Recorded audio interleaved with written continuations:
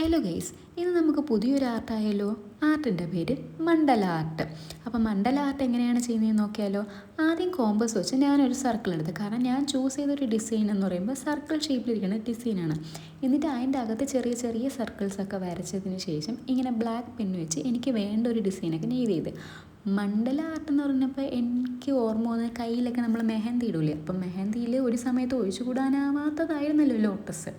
അപ്പോൾ വിചാരിച്ചു എന്തായാലും ലോട്ടസിൽ നിന്ന് തന്നെ തുടങ്ങുന്നത്. എനിക്ക് ഈ മണ്ഡല ആർട്ട് ചെയ്തുകൊണ്ടിരുന്നപ്പോഴത്തേക്ക് സെൻറ്റാങ്കിൾ ആർട്ടിനെ പോലെയാണ് തോന്നിയത്. കാരണം ഇവർ രണ്ടുപേരും തമ്മിൽ നല്ലൊരു കണക്ഷൻ ഉള്ളതുപോലെ എനിക്ക് തോന്നി. കാരണം രണ്ടും ചെയ്യുമ്പോഴേ നമുക്ക് മൈൻഡൊക്കെ റിലാക്സ് ചെയ്തിട്ട് ഇങ്ങനെയൊക്കെ കാണുമ്പോൾ നല്ല രസമുണ്ടല്ലോ. ഇങ്ങനെ വരച്ച ഔട്ട്ലുക്ക് കാണുമ്പോൾ നല്ലൊരു ഭംഗിയുണ്ട്.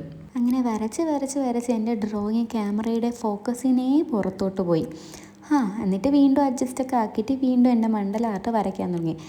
നിങ്ങൾക്ക് തോന്നുന്നു ഞാൻ സ്റ്റഡി ആയിട്ടിരുന്നു വെച്ചാൽ ഞാൻ ബുക്ക് തിരിക്കുന്നു മറിക്കുന്നു, അങ്ങനെ ഒരു വിധമൊക്കെ ഞാൻ വരച്ച് കംപ്ലീറ്റ് ആക്കിയിട്ടുണ്ട്.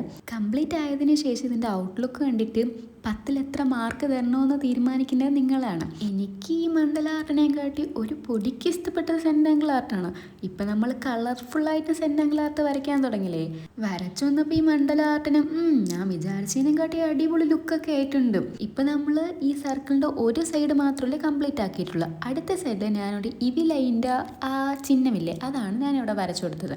അപ്പം മണ്ഡല ആർട്ടിന് എത്ര മാർക്ക് തരും? വീഡിയോ ഇഷ്ടമായി ലൈക്ക് ആക്കാനും സബ്സ്ക്രൈബ് ആക്കാനും മറക്കല്ലേ.